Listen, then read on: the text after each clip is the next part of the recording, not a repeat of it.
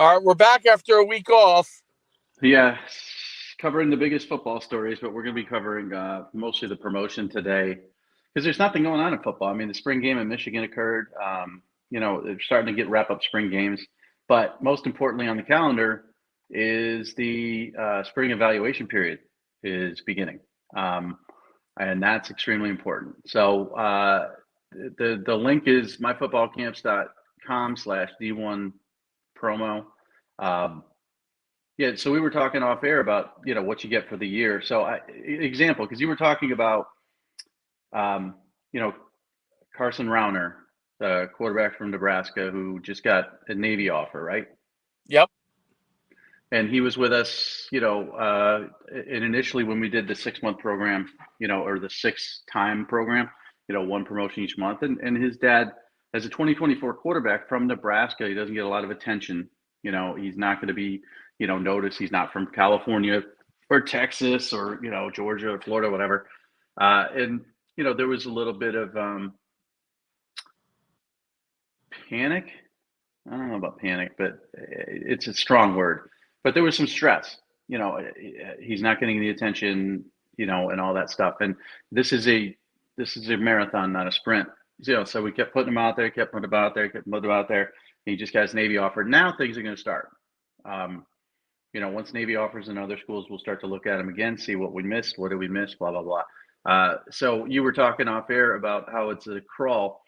With the 1 year promotion that we have now, which is so much different from what we had, with the 6 times and the 1 time and all that stuff.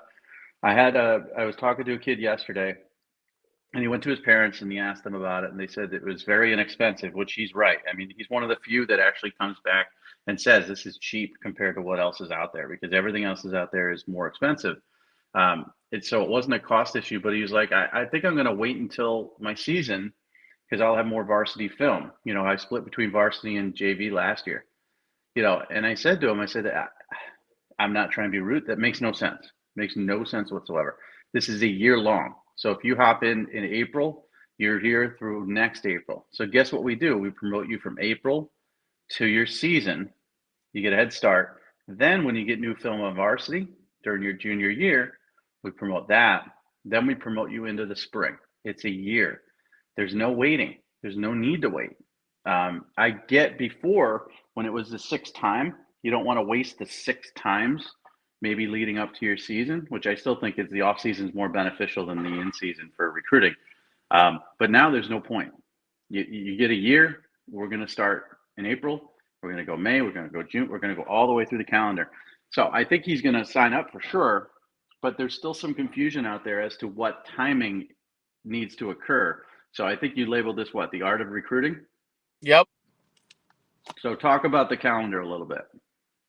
So April 15th, correct me if I'm wrong, is when the colleges are able to start coming out on your campus, doing their evaluation period. They can appear at events. I mean, below FBS, they can appear basically at everything anytime, right? But FBS can appear at things during the week, basically Monday through Saturday. And then below that can pretty much do whatever they need to. This calendar time period is the time that you really have to push, because the window goes April 15th to May 30th, right? Or what? Right at the end of the 31st, beginning of June. Right. Beginning of June, right. Yep. So, so it's a 6-week window that when they're deciding on places to go, coaches to stop by, schools to stop at, you want them to be on top of mind. And that's why this promotion is such a big deal at this time period. Obviously, we talk about like how having an ongoing thing is so important. But right now, this is an opportunity to get in where now they're going to stop in, do an evaluation on you. And some of the things that, like in the art of recruiting, one of the things I think is really important is, heck, they can watch you. You can go after school onto your field, okay? In most states, you have to do it without your coach, but some states maybe you can. But you go on the field, and you can, let's say you're a quarterback, you go throw to your receivers. The coach could be standing there right in the stands watching you throw and get an in-person evaluation, because that's one of the things that actually can be done. As long as they don't physically sit there and have a conversation with you, they can watch you and evaluate you. And you want them to visit you at your school. Okay. Now, on the flip side of it, right, a lot of kids think that the high school coach is going to do this for them. Are there high school coaches that do that? Absolutely. There are guys that definitely take an interest in it, and their players do a ton of stuff for them. There also are a lot of coaches that are teachers, coach 3 sports in high school. If they're even if they're the head football coach, they're responsible for this or that. So their time in recruiting gets strapped. This becomes another assistant for you. This becomes your assistant coach. We become your assistant coach to help promote you through the social media promotion throughout the course of the year. So it will end up assisting in everything. If your coach is doing a ton of stuff, great. It'll only add to it. If he's doing a little bit, but he's strapped on time, he can only reach out to a few places here and there. This will be a huge benefit for you, because no one's going to have the following that me and Mike have. You're talking over 1 million plus followers. I was just going through it because I was sending people to this All Northeast camp that are running April 16th. And I was going through some of the players, you know what I mean, that I was inviting, and just looking at their followers. And the coaches that were following them, it was like 7 out of 10 followed me, of these college coaches. Like they follow, and you might be 9 out of 10 if I was going through yours, right? It was so high amount of college coaches that are following what we're doing, and the kids that we're putting out there, we're talking about.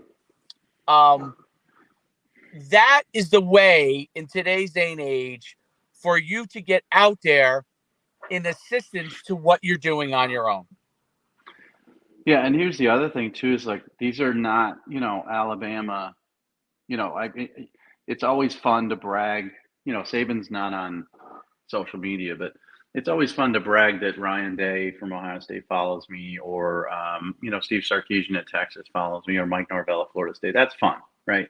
And they do that because they want, to know what the 5 stars and 4 stars are thinking and saying, and what rumors I have there. But most, the people that are important to you in this program are the FCS coaches, the Division II coaches, the Group of 5 coaches, and that level. And those guys all follow. And now they're starting to follow more. I'm getting a lot more followers from smaller schools than I ever had before. Because, before I was never mentioning Georgia Southern, or had a kid that they might be interested in, because they're going to take, what's left over in the state after the SECs and the ACC is done. So now we got more followers. The other thing to this spring evaluation period is this is the last one, the way it's been structured for the last many, many years. And by that, I mean, there's changes coming. So the NCAA is going to change the recruiting calendar because it's become so untenable for coaches to keep up with things between the transfer portal and NIL and all this other stuff. So the changes that are coming next spring, and these changes will also go into place probably heading into this football season. They haven't been ratified yet. Coaches are going to be able to talk to recruits at their schools in the spring for the first time ever. Sit down, have a long conversation. That's going to hurt kids who need this program, because they're going to go to your school and they're going to focus on 2 or 3 guys that they want, and they're going to have long conversations. So now with the bump, and the bump is like say hi, have a brief conversation with them, but it's mostly evaluation. Next cycle, they're going to be talking to these kids, and they're not going to pay attention to anybody but. So let's say a school has a couple of Power 5 kids, and then a few kids that might need our program that are Group of 5 FCS. They're going to get ignored even more. They're not even going to get evaluated, because they're going to be spending so much time, hours on end, talking to this 4-star kid that they want to come to their school. So this program is it's as the calendar shifts and the changes, coaches are now going to be allowed to talk to kids in the spring. Coaches are now going to be able to offer kids earlier than ever before. It used to be September 1st of your junior year. That's being bumped up. They can offer earlier than ever before. They're going to be able to have more evaluation and in-person chances during the football season. There's going to be the ability to do in-home visits for assistant coaches during the football season. All of this is good for coaches and it's good for high-level prospects. It's bad for kids who need our program because all the focus is going to be on these new changes and they're not going to waste their time on kids. So they're going to be looking for layups even more and more. So they're going to be looking for like an Amari Grayson, Bubba Grayson, who came through our program. We've got West Virginia, has some group of 5 offers. They're going to be looking for those layups because now they're going to be spending their time talking to the big name kids. So this is it, April 15th through June. The thought is in my mind is with this 1-year program, you sign up now, maybe we get them to go to your school. We're not going to contact the coaches, but maybe we'll put you out there quick enough where they make your school a stop. If they don't, you're going to need us more than ever. Like if they Right. don't stop at your school, then you're really going to need us because after June 1st, everything just dies down.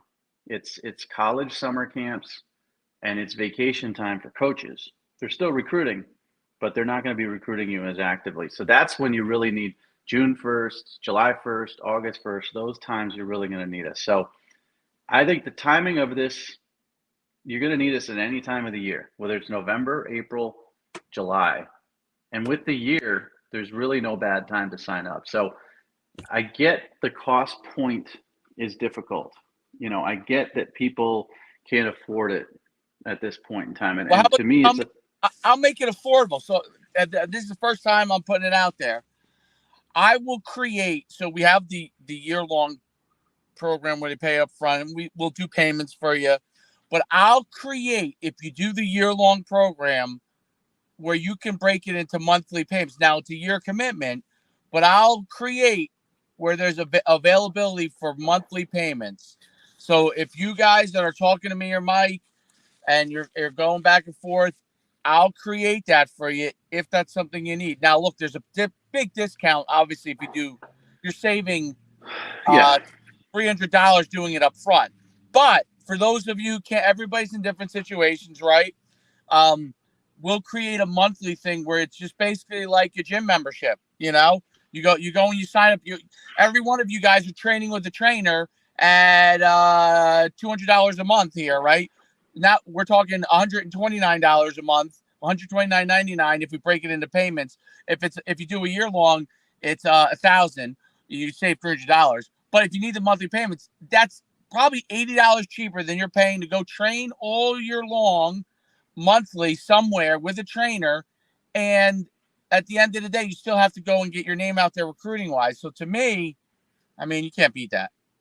Yeah, and I tell people, I mean, listen, the best thing to do is to try to get, 1,000 for the year up front. It's going to save you the most money. It's the best bang for your buck. Or if you do the 6 month, 600, but if you do need a payment plan, and I've talked to a few people about this, and I've talked to you about it, can you set up a quarterly for this? And I got another individual where I'm going to ask you to set up a quarterly as well, or a, 2 payment instead of 1 lump payment, whatever. Right. It's going to cost you more to break it out. That's just the way life is. I mean, at Rivals, we had a 1-year subscription for $100, pay up front, and that was renewable every year. Or you could pay, $12.99 a month,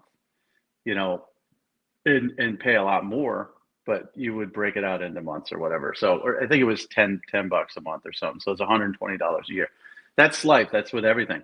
Everything. The longer car payment you have, if you go 72 months instead of 60, you're going to end up paying more. If you have it, pay it up front. But so what's happening, it's a little bit less and less, as far as the cost issue. At first, it was like we were getting lumped in with a lot of other companies who were asking for a lot more money.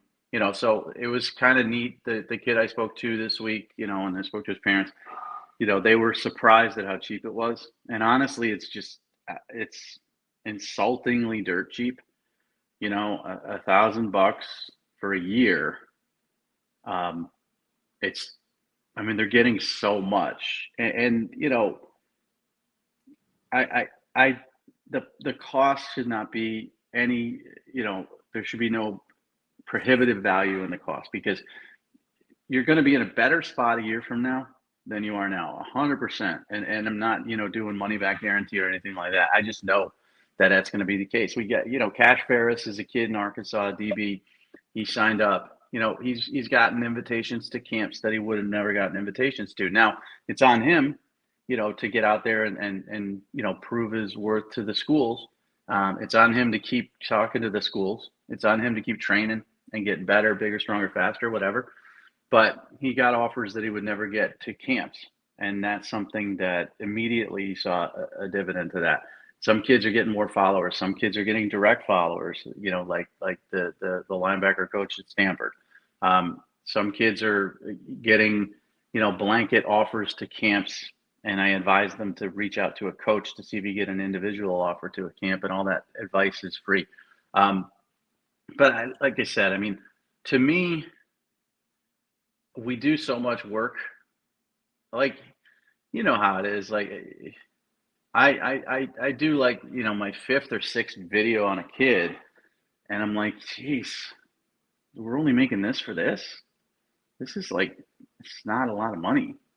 But the goal here is to help as many kids as possible, make this a volume business, and then have it become, I'd rather, like in the world of McDonald's versus Burger King or whatever, I'd rather have a good 50-cent burger that I can sell to more people than to have a $1.99 premium, which sounds great, but it's the same freaking thing as the 50-center. And so what these other companies are is they're the upsell, pay $2 for the burger and make yourself feel good about that. You're getting the same result. So that's why it's so dirt cheap. Well, think about how much it would cost. So if an athlete went to a company and said, I'd like you to just do my highlight tape, okay? Like rearrange my clips, make it fancy. That would be $500 to $1,000 just to do that, okay? We're doing a voiceover analysis and talking about what we see on film from two experts. And they're paying a year-long stuff where we're doing multiple videos over, on these athletes. So really the value is thousands and thousands of dollars. Not even talking about just our time. I'm just talking about what it would cost if they contract. Go contract with somebody. Ask somebody to produce a video for you and make it fancy and see what they come back from a price standpoint. It's just, and what you're getting, and the great thing is the feedback I'm getting from the coaches that do talk to me, they watch the videos because we spoon-fed for them what we see, right? We're actually talking about what we see. So I think the beauty of it is you literally, instead of having to watch the film and say, okay, what do I see here? What do I see here? What do I see here? You can watch the film and say this as a coach. I agree or I disagree on what Dave or Mike is saying. And I think that makes you think about the things you're seeing as a coach. Okay, I agree with him on this. I disagree with him on this. And that allows me to place that player into a bucket, right? So for players who don't know, the coaches have a board, right? The first step is to get on that board. The second step is to move up that board, right? Most of these kids don't even realize they're not on the board. They're not even on the board. They don't exist. They're invisible. They're invisible. You got to get on the board first. And that's the Warner thing is what we're talking about. The first steps were to get them on the board, right? Then once you get on the board, now you start getting coaches reaching out, maybe sending letters or whatever. Interest, come to my junior day. Now you're on the board. You may be down the board, but you're on the board. More videos come out. They see you doing some stuff. You also, I've noticed with the players, they start to get it. Chase Enlow is my good example because he does a great job of filming almost all of his stuff. You know what I mean? So because he films it now, our job becomes even better because now we can take things we're seeing and I'm like, I can point out Chase running a route here in my next video because he puts out his own content and we retweet his content, right? So those are the things that are very helpful. And I use him as an example because I think he's one of the kids who do a really nice job of periodically putting stuff out there on his own, right? And that coupled with what we're doing, we're retweeting that. That's all part of it. And the retweet is all of a sudden, let's say you got 1,000 views on your video. Now you're getting 3,000 views on that video. It's all part of the process. And what you want coaches to make a decision, right? Do I move him up the board? Do I like him? Do I not think he should be on my board? And you want them to keep going through that process. And the more coaches that go through that process with you, the more likely you are to then have a guy that says, yes, this is a guy that I like, and this is why I like him. It helps them validate their own process, and it helps them to go through it. And they're not thinking about it in the way that I'm explaining it. But the easier you make the college coaches' processes to evaluate you, the better it is, the more likely you're going to get on the board, the more likely you have a chance to get recruited. Yeah, it's like the lottery, man. I mean, you can always talk about what the Powerball is and how much it's worth, but if you don't buy a ticket, you can never win it. Now, the chances of you winning it are very slim, but somebody wins it. And it's the same thing with, sports gambling or the casino or any sort of gamble, any sort of risk you take. Asking a girl out, like, you could like a girl. If you don't ask her out, she doesn't know you exist. She doesn't know you're interested. There might be rejection. We could put up a film on a kid and a coach might look at it and say, well, this kid ain't for me. He's off my list. But you were seen, and the more you're seen, say 9 coaches say you're not for me. One could say you kind of maybe are. Let's get him to camp. Let's see him in person. It's a numbers game. You got to get out there to as many people as possible. The people who buy 1,000 lottery tickets have a better opportunity to win percentage-wise than the ones who buy one. And the ones who don't buy any are never going to win and never will reap the benefits. So that's what it is. It's an investment. It's a cup of coffee. I mean, if you break it out $1,000, I don't have the math in front of me, but you break it out $1,000 over 365 days. It's like, Starbucks, man. And no, if it's you're not. going to It's get less. Dunkin' Donuts, less. like 70. It's like So if you're a parent, and you're going and getting a coffee every morning and a donut, great. You should. Coffee's life. But this is too expensive. It just doesn't make any sense to me. So, and again, it takes a lot of conversation, takes a connection. Nobody's just going to line up and click the link and sign up. But I will tell you this, I had a parent reach out to me recently, and they didn't want this social promotion. They wanted actual consultation services. Okay. What that entails is me promoting their son, me reaching out to coaches on their behalf, and giving them advice on the recruiting process. My minimum consultation fee is $3,000 a month, minimum, and I won't lock in for less than 3 months. Period. And even that is an absolute bargain. And that's just this is so much better than that and so much cheaper than that. And so these companies that you're paying $3,000 a month for that are similar to the consultation fee that I have, which I don't do for individuals, by the way. I do it for companies, that say they're going to reach out to schools for you and they're going to give you advice on this, that, and the other.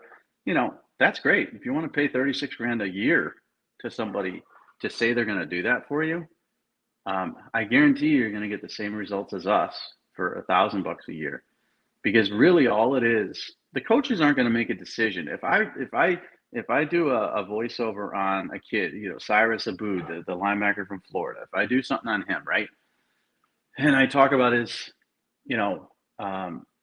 he's instinctual, he reads the play well, he's a hustler, coaches are going to see that. They're going to do their own evaluations. There's nobody on. The only people who don't do their own evaluations, sadly, in this industry are the recruiting websites. They don't do their own evaluations. Crazy. It's like, oh, this kid's got Ohio State offer, 4 stars, maybe 5. That but coaches, when they're handing out full scholarships and they have 25 spots to fill, and even less now with the portal, they're going to be very picky and selective about who they go on. So they're going to look at this and they're going to say, well, who is this kid? And to your point, I agree, I disagree. It doesn't matter. They're going to first of all say, who is he? I didn't know he existed. Secondly, what's his height and weight? Let's get some measurables on him if we can.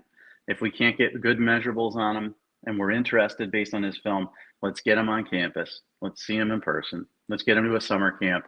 Let's do something with him, something.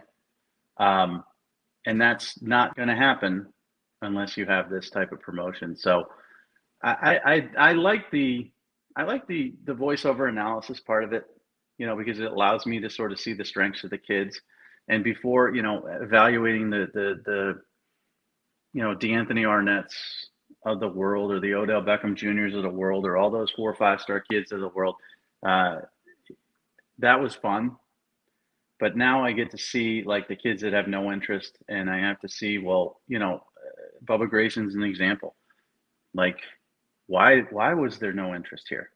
He's not the tallest or longest offensive lineman. He's not going to like be a measurable kid at the combine that like wows everybody with his wingspan. And he's an interior guy. He's not a tackle, but man, he can move. He can pull. He's got good feet. He's athletic. Nobody knew about this kid really, and now they do. So that's the fun part. But coaches will take what we say and they make their own personal evaluations, but they're never going to do that if you don't exist. So right now, anybody we're talking to here doesn't have a lot of interest, has like 200 Twitter followers. You don't exist. You're invisible. And the only way to get visible is to, be socially promoted. No, the Bubba Grayson thing is a great example. Like when you get, everybody has their huddle links and the coaches are perusing stuff and it says 6'3", 2, I don't know what it was, 285, 290. And what happens is people can get put in buckets, right? So he's not a giant. He's definitely good enough size, but he's not a giant. So you from an evaluation standpoint, you're like, I'll get around to him. But now when you go watch his film, and we put it out there so many times on him, you see the way he punishes people. You see the way he does things at camps where he punishes his feet. His arm length for his height is excellent. His finishing capability is excellent, right? And by pointing it out and putting it out there so it's in front of guys over and over again, now you're like, you know what? Listen, this guy's a guard, but I need to look at him and the way he moves. This is a guy that is the Division I guy, and that's why he's picking up offers, and he's going to pick up more and more. Immediately the first few clips he jumps off of you and how he likes to finish, right? And I think that is a thing that happens again and again. I'm seeing with prospects is that, like, yes, if a guy is 6'7", they're going to take a look at him if it comes across their desk. But when you're in the height that they have a lot of guys on their roster with that height, they're looking first for something exceptionally that stands out, and then they're going to get to you. But what happens is, in the normal course of the process, they may not actually get to you. Now they're going to get to you. Now they're going to get a chance to get a look at you because we're pointing this out. More guys are seeing it and they're saying, "Oh man, let's take a look at this guy now, and let's get him to our campus now, so we see if we really like him." And then that's how do offers come about? That's how offers come about. They do have to build this thing over time. Is such an important thing.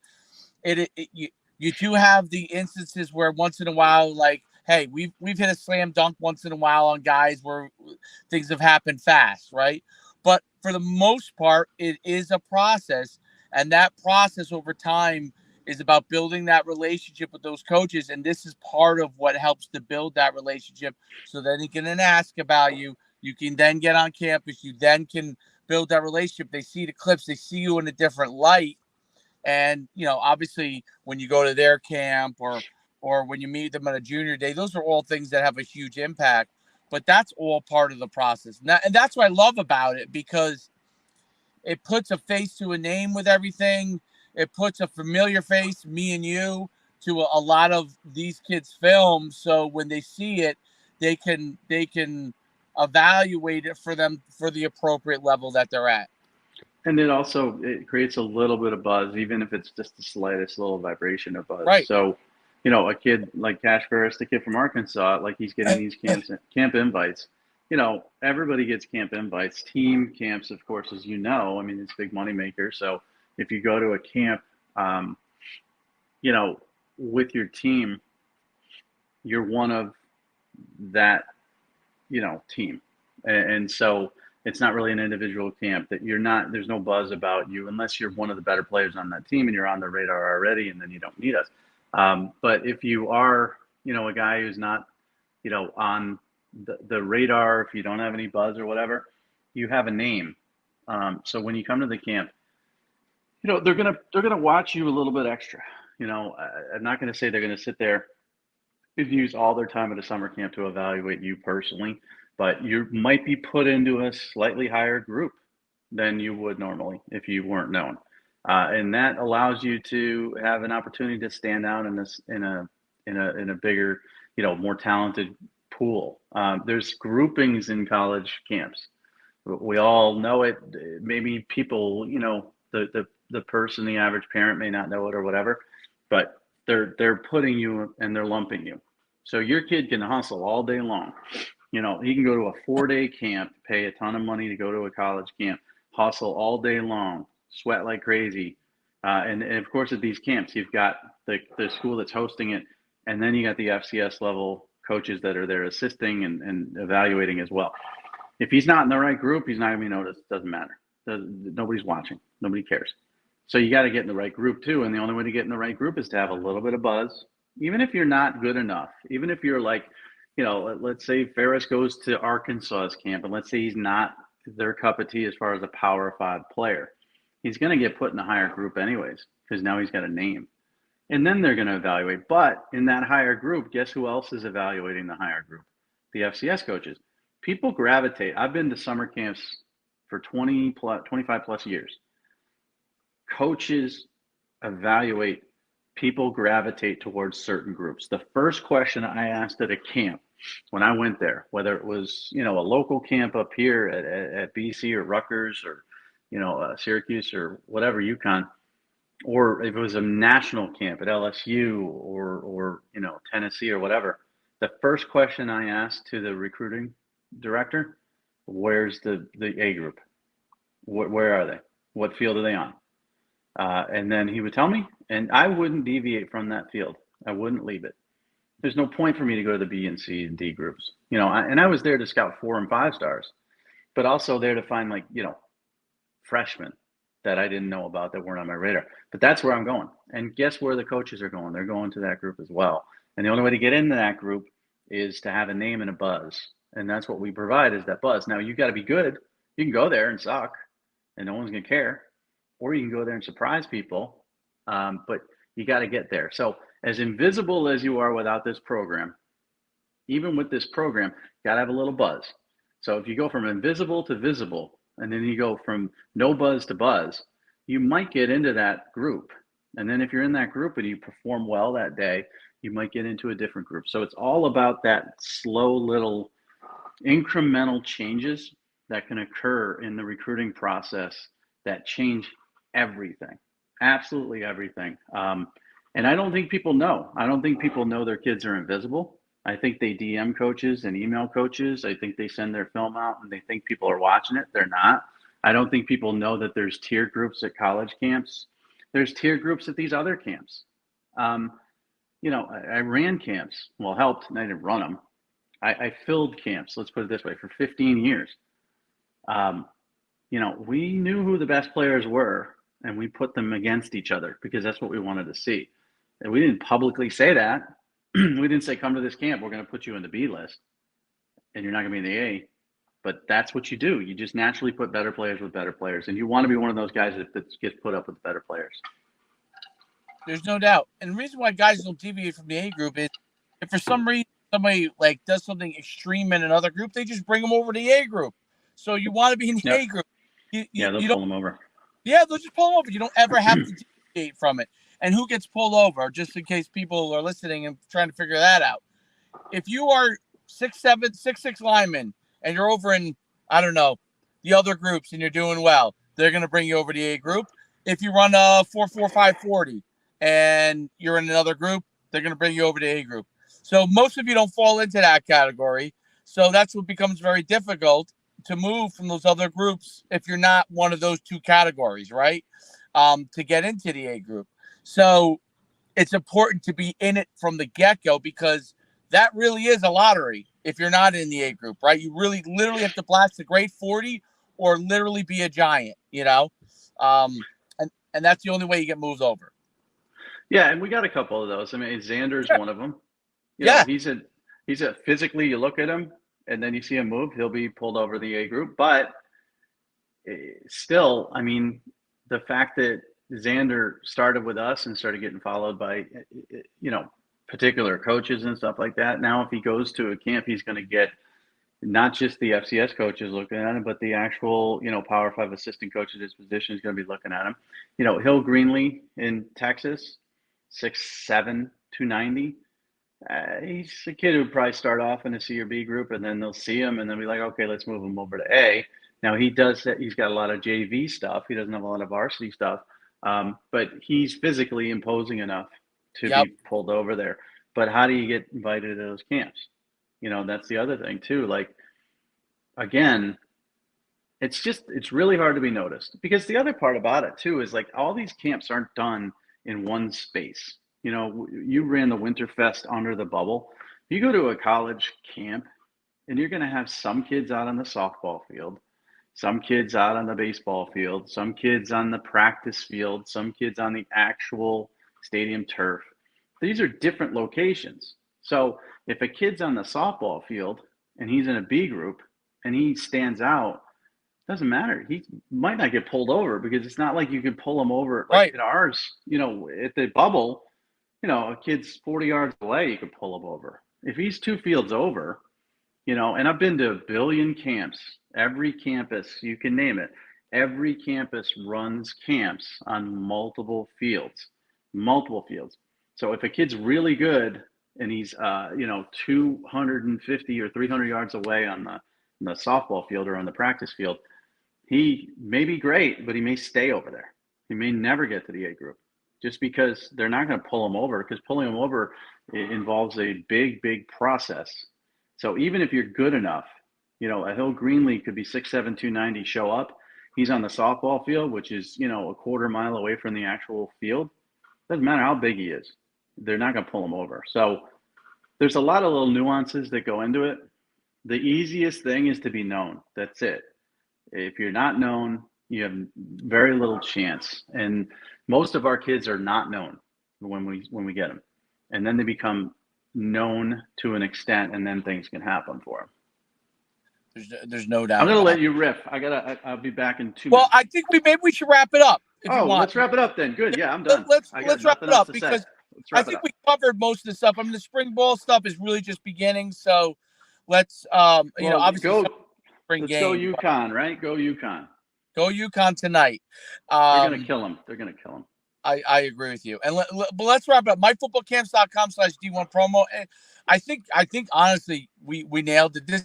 This was almost like the video that we should take and show everybody, because it really explained it really well, and the benefits of it. And if you have questions, reach out to me or Mike on Twitter. We will have a dialogue with you about it. We want, you know, this is not a sale to us where we're like, oh, thank you for getting the sale. We want to make sure you're comfortable with the process. You're comfortable with what's going to happen, and then we'll get you on board. So please, I'm at Coach Schuman. Mike's at M Farrell Sports. Yep. All right. Until next time, we'll cut off. I'll let him go.